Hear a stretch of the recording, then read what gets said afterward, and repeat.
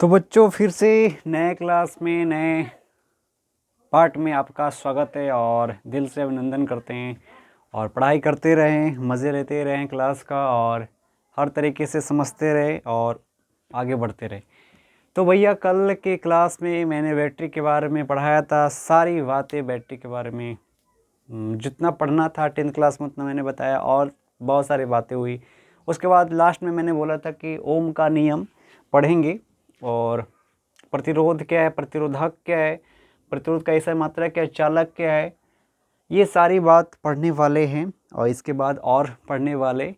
तो चलिए क्लास को शुरू करते हैं बिना टाइम वेस्ट किए और फटाफट इसको पहले स्क्रीनशॉट लीजिए, उसके बाद मैं समझाने का कोशिश करता हूँ।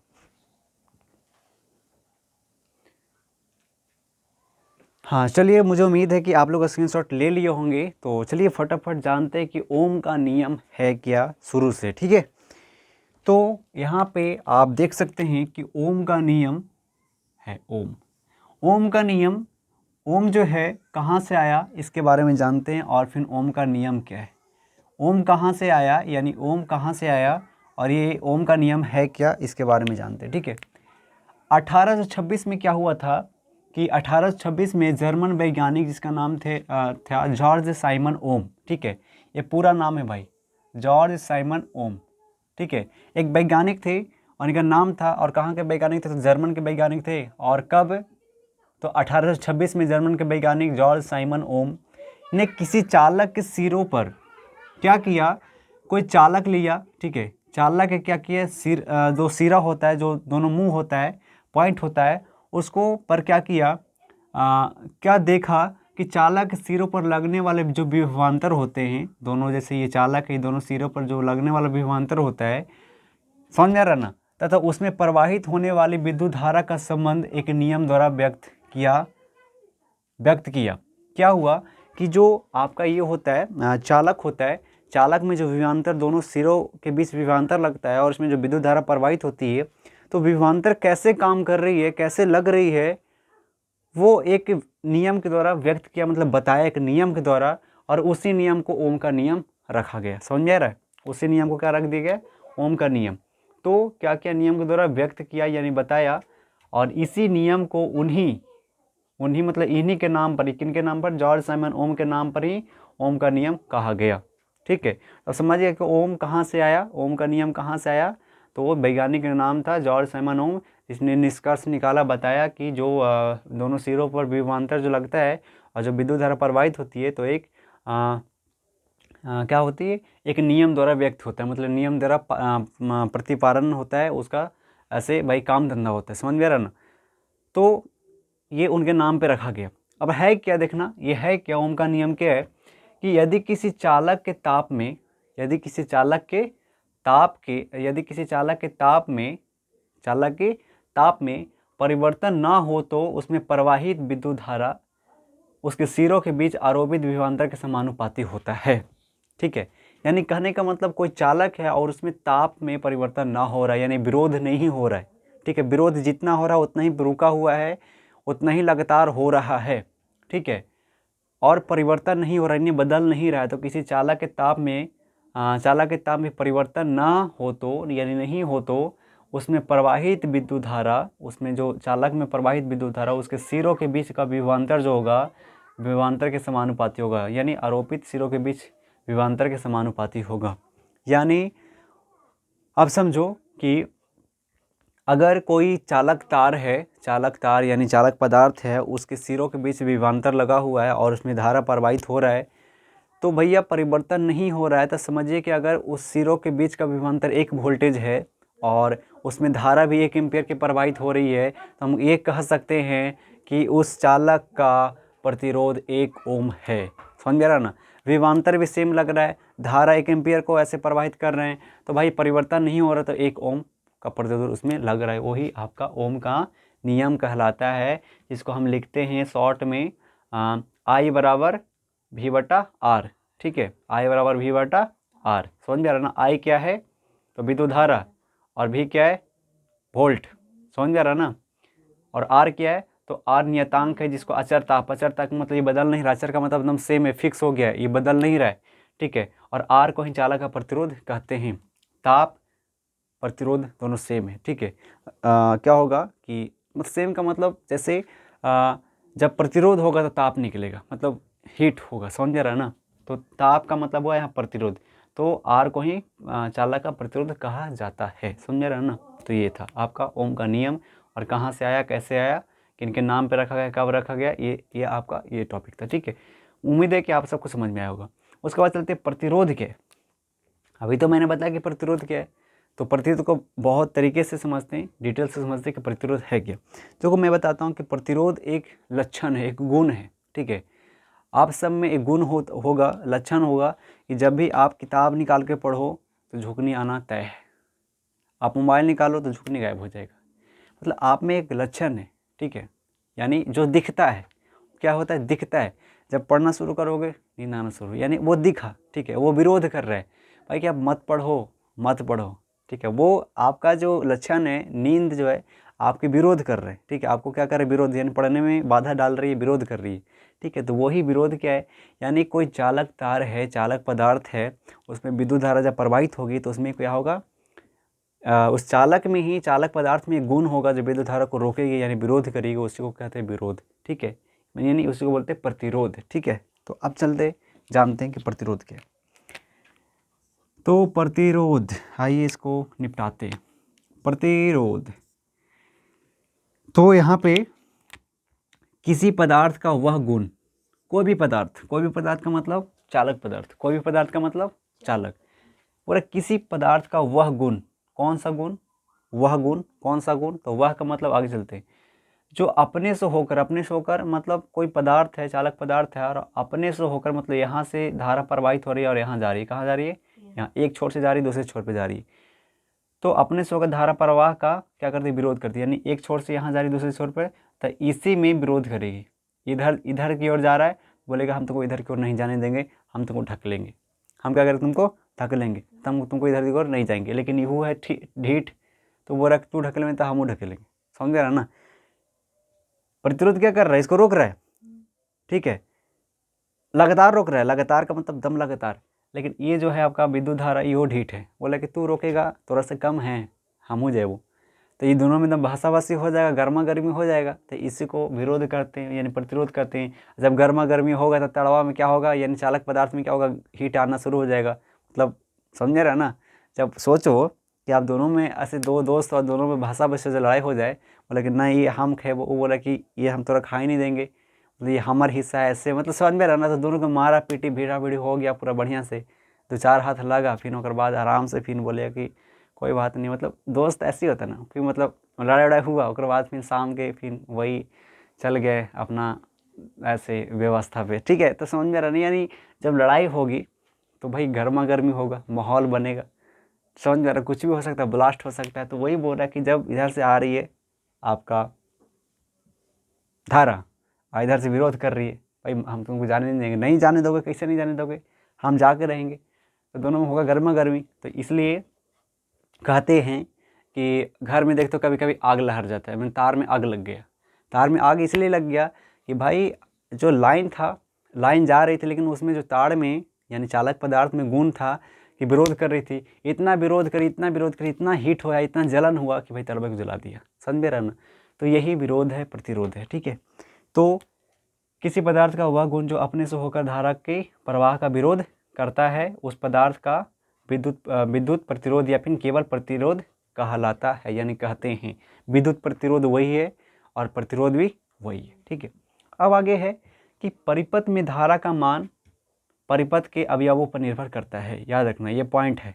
परिपथ में धारा का मान परिपथ में अवयवों पर निर्भर करता है। अगर कोई परिपथ है, कोई इस रास्ता में, कोई चालक पदार्थ में कोई अवयव जुड़ा हुआ, जैसे मान लीजिए कि टीवी हो गया, फ्रिज हो गया, एसी हो गया, अगर जितना ही वो हाई पावर का रहेगा तो उस चालक तार में, उस चालक पदार्थ में उतना ही जो आपका विद्युत धारा जो दौड़ रही है उतना ही कंज्यूम होगी, यानी आपका वोल्टेज अप डाउन ऐसे खींचेगा, ज़्यादा खींचेगा, कम खींचेगा, समझ में आ रही है ना। तो जो कम पावर का होगा कम खींचेगा, ज़्यादा पावर का होगा ज़्यादा खींचेगा। इसलिए परिपथ में यानी रास्ता में वोल्टेज का ये होगा, क्या होगा, मतलब ड्रॉप होगा, अप ड्रॉप, अप डाउन होगा। समझ में आ रही ना? तो ये बोल रहा है कि परिपथ में धारा का मान, यानी धारा का मान होता है कितना, कितना मान मतलब उसका कितना वैल्यू है, अभी धारा का वैल्यू कितना अभी तेज़ी से जा रहा है, कितना वोल्टेज है, तो किस पे डिपेंड करेगा? परिपथ में यानी उस रास्ता में लगे हुए अवयव पर निर्भर करता है। ठीक है, बात समझ में आ रही? आगे चलते हैं। फिर है कि चालक में कम धारा प्रवाहित होने पर प्रतिरोध अधिक होता है। चालक में कम धारा प्रवाहित होने पर प्रतिरोध क्या होगा? अधिक होगा। और धारा अधिक प्रवाहित होने पर प्रतिरोध कम होगा। आप कभी देखे होंगे कि भैया कम वोल्टेज है, एसी भी ऑन कर दिए, फ्रिज भी ऑन कर दिए, कूलर भी एसी, वॉशिंग मशीन भी ऑन कर दिए, पता चला कि तार लहर गया। क्या हो गया? तार लहर गया।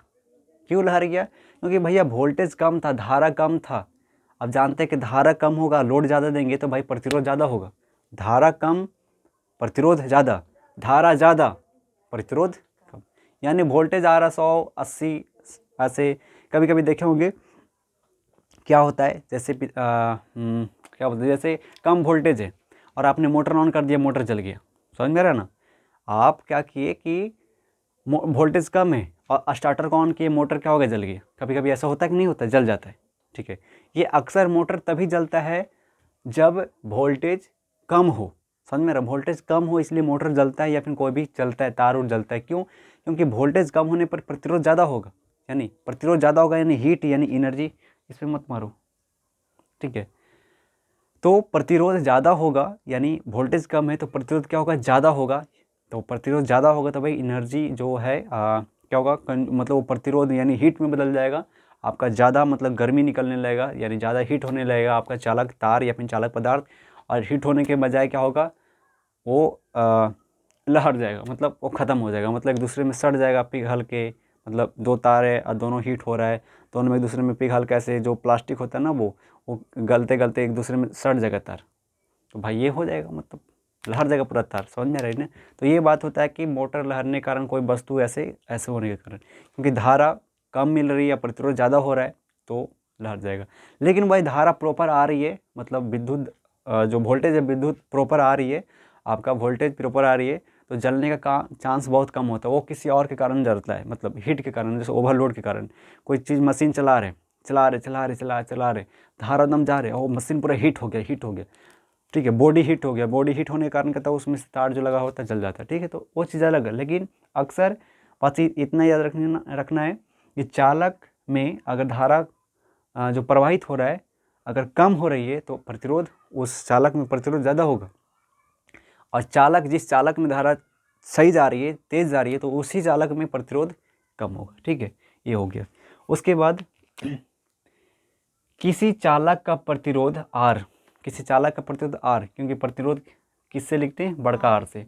किसी चालक का प्रतिरोध R है, उसके सिरों यानी चालक के सिरों के बीच का विभवांतर क्या लग रहा है? भी।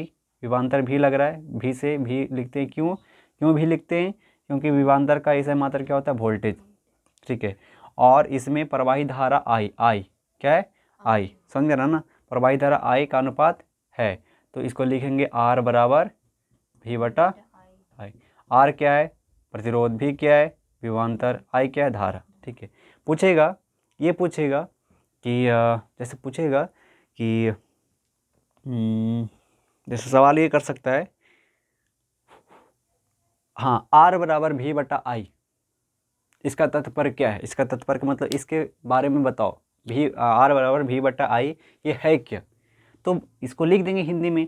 किसी चालक R बराबर V/I, इसका मतलब है, इसका तात्पर्य है कि किसी चालक का प्रतिरोध R है और उसमें उसके सिरों के बीच विभवांतर भी लग रहा है और उसमें प्रवाहित विद्युत धारा I। ठीक है, ये ऐसे कर देंगे। उसके बाद आगे चलते हैं, ये वाला याद रखना। ठीक है, ये पॉइंट याद रखना, R बराबर V/I, ये ज़रूरी है। 1 नंबर में या फिर 2 नंबर में आपका पूछता है। फिर आगे चलते हैं, प्रतिरोध का एसआई मात्रक। प्रतिरोध का एसआई मात्रक क्या होता है? तो प्रतिरोध का एसआई मात्रक ओम होता है। क्या होता है? ओम। क्या होता है? ओम होता है, जिसे ग्रीक भाषा के बड़े वर्णाक्षर यानी बड़े अक्षर में किससे लिखते हैं? ऐसे ओम को द्वारा लिखा जाता है, यानी व्यक्त किया जाता है। यानी ओम जो है, एक ओम ये होता है भाई, जैसे आपने ये शास्त्र में, यानी इस शास्त्र में देखोगे, ठीक है, ये धर्म ग्रंथ में ओम, ठीक है, ओम इससे लिखते हैं, ठीक है, लेकिन इसकी बात नहीं हो रही है, ओम हो रही है ये वाला चाहे ये वाला। तो ये जो है कहाँ का भाषा है, ग्रीक भाषा, कहाँ का, ग्रीक। और ये ग्रीक भाषा कहाँ का है, जर्मन का, कहाँ का, जर्मन का, ठीक है। तो जर्मन का ये भाषा है, ग्रीक भाषा, ठीक है। और इसको क्या बोलते हैं, ओम बोलते हैं, ठीक है, समझ में आ रहा है ना ये चीज़। तो प्रतिरोध का ऐसे मात्रक ओम, ठीक है। और इसको ओम चाहे ऐसे लिखो चाहे ऐसे लिखो, अगर इसको लिख रहे हो तो ये कौन से भाषा में है, ये तो हिंदी भाषा में ओम ऐसे लिखा हुआ है, लेकिन ये कैसे लिखा हुआ है, ग्रीक भाषा में, ठीक है। तो ये हो गया आपका प्रतिरोध का ऐसा मात्रक भी हो गया। फिर आगे चलते हैं। अब क्या होता है कि एक ओम बराबर क्या होता है, एक ओम का परिभाषा ही बताएंगे कि एक ओम का परिभाषा, जैसे मैंने एक विभवांतर, मतलब विभवांतर का मतलब होता है वोल्टेज, ठीक है, ऐसा मतलब वोल्टेज। तो एक वोल्टेज की परिभाषा मैंने बताया था, उसके बाद एक कूलाम का भी परिभाषा बताया था, इसी तरीके से एक ओम का भी परिभाषा होगा।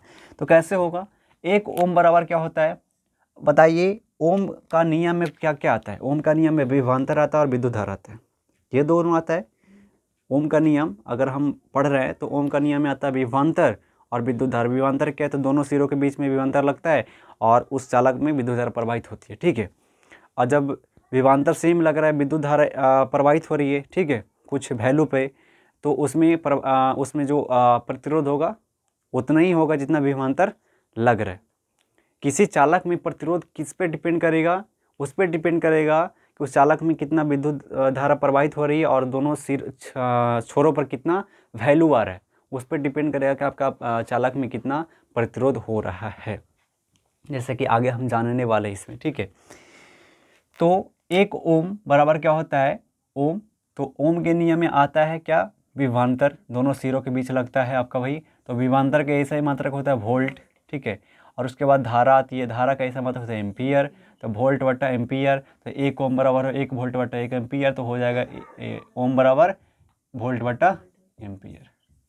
1 वोल्ट बराबर 1 ओम बराबर 1 वोल्ट बटा बोल रहे 1 वोल्ट बाई एम्पियर, बटा मतलब वही हो गया, बटा या फिर बाई एम्पियर, ठीक है, ये हो गया। अब देखिए कि एक ओम का परिभाषा क्या हुआ, एक ओम का परिभाषा यही हुआ भाई, एक ओम का परिभाषा क्या हुआ, ओम बराबर वोल्ट बाई एम्पियर, यही परिभाषा है। इसको हिंदी में कैसे लिखते हैं, मतलब लैंग्वेज में, अपना लैंग्वेज में। तो यदि किसी चालक के सिरों पर एक वोल्टेज हो, यदि किसी चालक के सिरों पर एक वोल्टेज हो, 1 मिनट,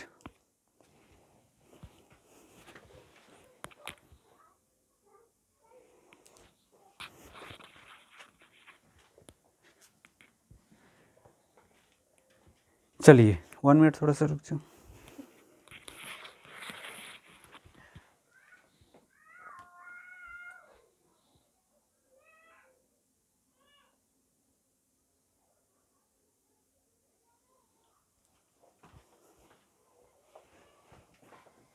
चलिए यहाँ पे देखिएगा, यहाँ पे लिखा हुआ है कि यदि किसी चालक के सिरों पर एक वोल्टेज का विभवांतर लगने से, ठीक है, जैसे मैं इसको थोड़ा सा मिटाता हूँ।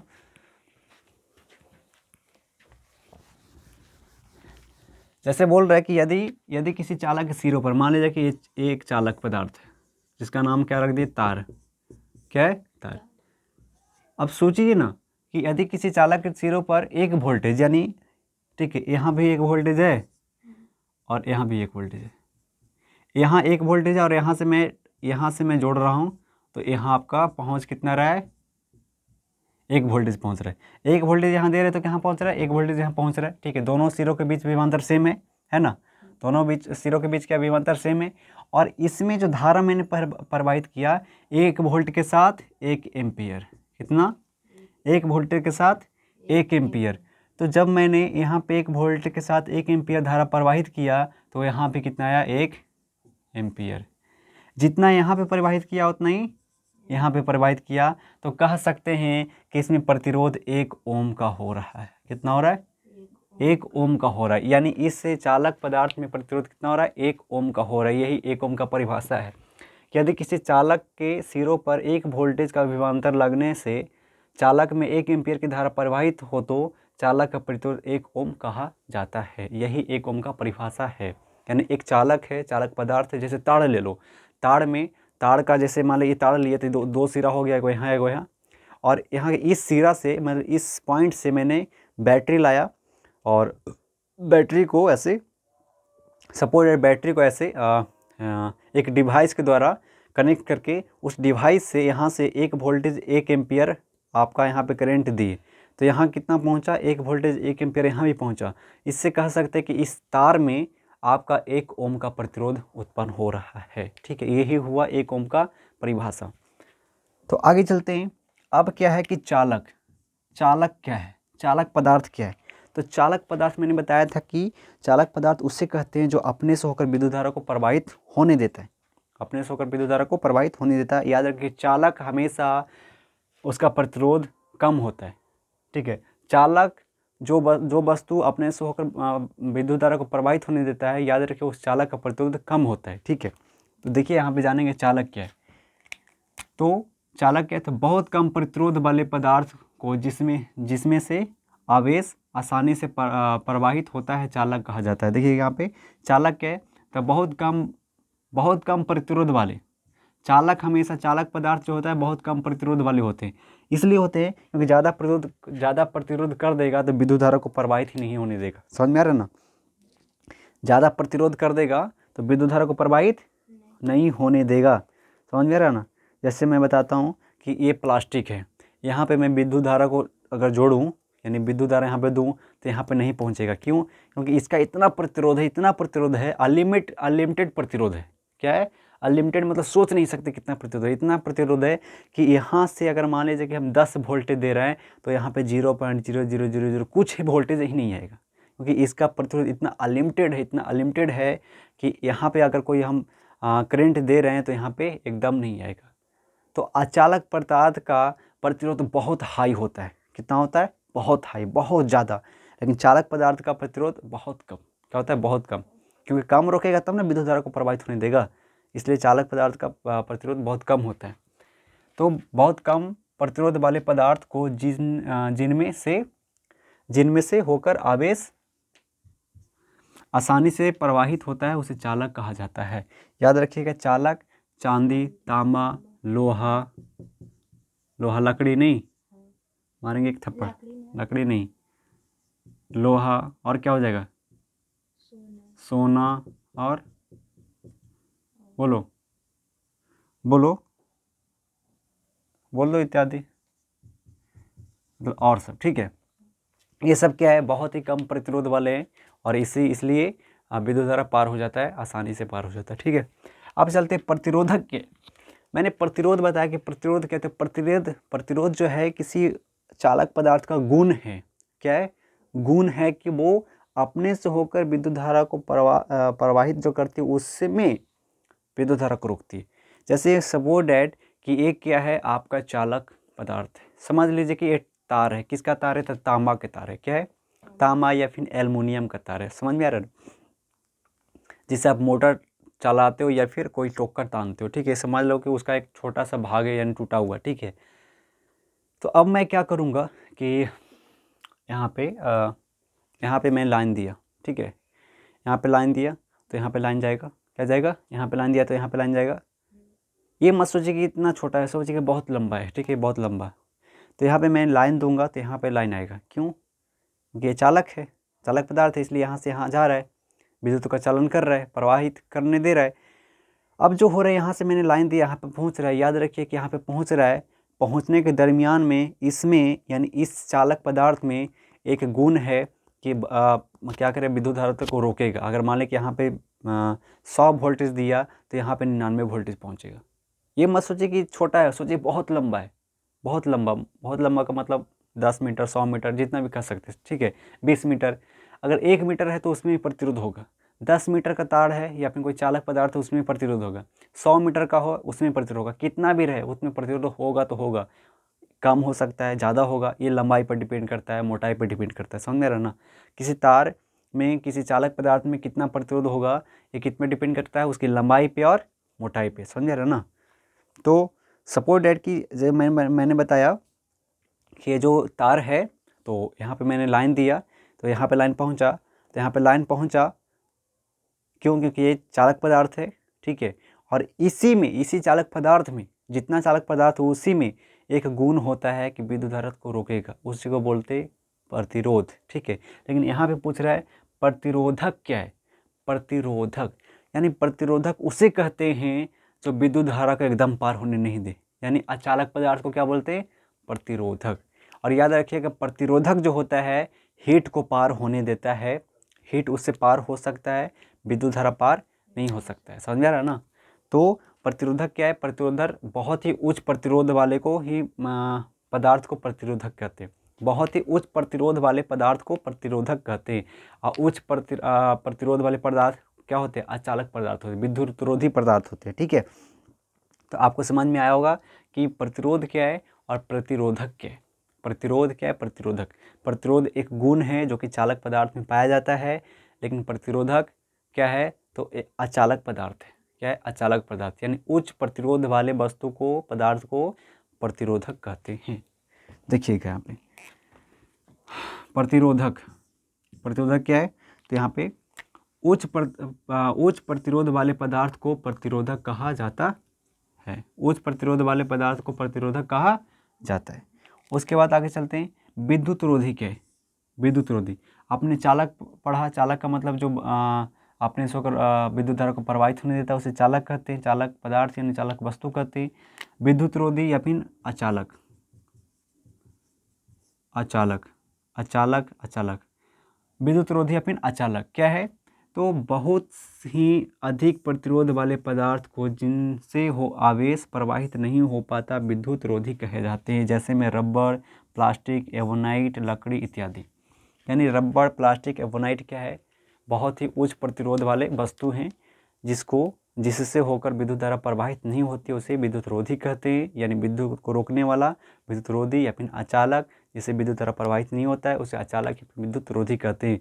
और यही सबको क्या कहते, प्रतिरोधक कहते हैं। क्या कहते हैं, यही सबको प्रतिरोधक कहते हैं। चलिए आगे चलते हैं। अब आता है कि प्रतिरोधक जिसको बोलते हैं रेजिस्टर। प्रतिरोधक जिसको बोलते हैं रेजिस्टर। प्रतिरोधक क्या है, एक युक्ति है। क्या, एक युक्ति। युक्ति को बोलते हैं डिवाइस। क्या बोलते हैं, डिवाइस है। और प्रतिरोध क्या है, प्रतिरोध जिसको बोलते हैं रेजिस्टेंस। क्या बोलते हैं, रेजिस्टेंस। प्रतिरोध उसका एक गुण है। ठीक है, प्रतिरोध क्या है, एक उसका गुण है। किसका, चालक पदार्थ का। चालक पदार्थ का प्रतिरोध क्या है, गुण है। लेकिन चालक पदार्थ का एक गुण क्या है, प्रतिरोध है। और लेकिन प्रतिरोधक क्या है, तो प्रतिरोधक एक डिवाइस है, यानी अचालक वस्तु। क्या है, अचालक वस्तु। अचालक वस्तु एक डिवाइस है। जैसे आप कभी ने आयरन यानी इस्त्री किया होगा, तो आयरन को आप गर्म करते हो, हीट करते हो, तो नीचे वाला पेंदा क्या होता है, हीट होता है, जिससे आप इस्त्री करते हो। याद रखो कि उसके ऊपर वाले परत में लाइन आती रहता है, लेकिन वो जो लोहा वाला लगा होता है उसमें लाइन क्यों नहीं आता है, तो उस लोहा वाला परत और जो हीट होता है उसके बीच में आपका प्रतिरोधक लगा रहता है, यानी एक डिवाइस लगा रहता है। एक क्या होता है कि विरोधी यानी विद्युत रोधी पदार्थ लगा रहता है, जिसके कारण क्या होता है कि विद्युत को नहीं जाने देता, लेकिन हीट को, एनर्जी को, यानी जो गर्म होता है उसको जाने देता है। इसलिए आपका नीचे वाला पेंदा गर्म हो जाता है और उसमें लाइन नहीं आती। कभी कभी क्या होता है, लाइन आने लगता है। इसका मतलब आपका जो डिवाइस है वो ख़राब हो गया। डिवाइस क्या है, ख़राब हो गया। समझ में आया, डिवाइस ख़राब हो गया, उसमें कुछ टूट फूट गया है या फिर ख़राब हो गया है। ठीक है, या फिर कुछ ऐसे जंग लग गया या फिर कुछ ऐसे कुछ हो गया। समझ में आ रहा है ना। जब वो डिवाइस ख़राब हो जाता है तो लाइन आने लगता है। ठीक है, या फिर शॉर्ट हो गया, फिर तार कहीं उससे पार हो गया, तो ऐसे लाइन आने लगता है। तो ये था प्रतिरोध और प्रतिरोधक। प्रतिरोध और प्रतिरोधक। तो प्रतिरोध और प्रतिरोधक में समझ गए होंगे क्या अंतर है। और इसका सिंबल देखिए, प्रतिरोध का संकेत ऐसे होता है, ये वाला ऊपर आर क्या है, ए आपका प्रतिरोध है। ठीक है, देखिए प्रतिरोधक का संकेत ऐसे, प्रतिरोधक का क्या करता है, संकेत है। चलिए आप चलते हैं ये वाला। तो जैसे आप कभी देखे होंगे रेलवे लाइन के खम्भा में देखे होंगे कि एक चीनी मिट्टी लगा रहता है। चीनी मिट्टी लगा रहता है, मतलब लाइन ऐसे टंगा हुआ है और पॉल से टंगा रहता है ना। पॉल में लाइन क्यों नहीं आता है, तो पॉल और जो लाइन है यानी तार है उसके बीच में आप रड के बीच में देखिए चीनी मिट्टी लगा रहता है काला टाइप की, ठीक है, बड़ा बड़ा ऐसे, वही क्या है आपका प्रतिरोधक है, वो रोक रहा है, एक डिवाइस है, ठीक है, एक वस्तु है, डिवाइस है जो रोक रहा है विद्युत को आने से क्या हो रहा है, रोक रहा है। लेकिन उसको छूइएगा तो आपको गर्म महसूस होगा, क्यों? क्योंकि वो हीट को पार कर रहा है, हीट को पार करता है, गर्म ऐसे दिखाई देगा, ठीक है। उसको छूगे मतलब छूना नहीं है, आप छूओगे तो ऐसे हो जाओगे, बट अगर उसको हकीकत में बात किया जाए तब उसको अगर छुओगे ऐसे तो हीट रहेगा, मतलब थोड़ा सा गर्म रहेगा, ठीक है। तो इस तरह से गर्मी को पार करता है, लेकिन विद्युत धारा का पार नहीं करता है। उसके बाद में पढ़ेंगे कि किसी चालक तार का प्रतिरोध निम्नलिखित बातों पर निर्भर करता है। यानी किसी चालक तार का प्रतिरोध, यानी कोई तार लंबा है, कोई तार मोटा है, तो उसमें प्रतिरोध कैसे होगा, ज़्यादा होगा, कम होगा। तो किसी चालक तार का प्रतिरोध निम्नलिखित बातों पर क्या करता है, निर्भर करता है।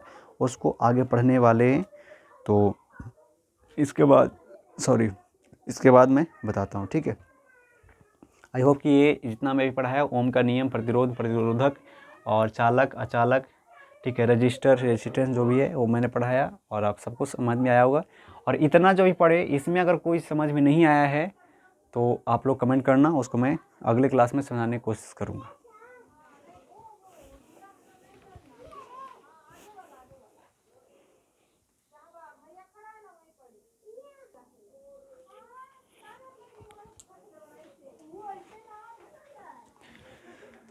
तो बच्चों ये जो है चालक, किसी चालक तार का प्रतिरोध निम्नलिखित बातों पर निर्भर करता है। यानी कौन कौन बातों पर निर्भर करता है, इसको नेक्स्ट क्लास में देखने वाले हैं, डे 25 में और क्लास 4 में, ठीक है। तो डे 24 और क्लास 3 में आज तक इतना ही, ठीक है। ज़्यादा थोड़ा सा समय लग गया इसको लिखने में, समझाने में, इसके पीछे कुछ और रीज़न है, अगले क्लास में मैं बताऊँगा, ठीक है। लेकिन फ़िलहाल इतना ही, और ये वाला पॉइंट आगे करने वाले एक या 2 क्लास और चलेगा, तो क्लास आपका ये चैप्टर भी समाप्त हो जाएगा।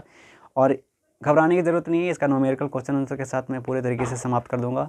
और इसके पीछे वाले जो 3 चैप्टर कंप्लीट हो गए हैं, वो नहीं पढ़े हो तो आप प्लेलिस्ट में है पढ़ा हुआ, आप जाकर उसे देख सकते हैं, आसानी से समझ सकते हैं, पढ़ सकते हैं, ठीक है। तो फिर मिलते हैं नेक्स्ट क्लास में, तब तक लिए जय हिंद।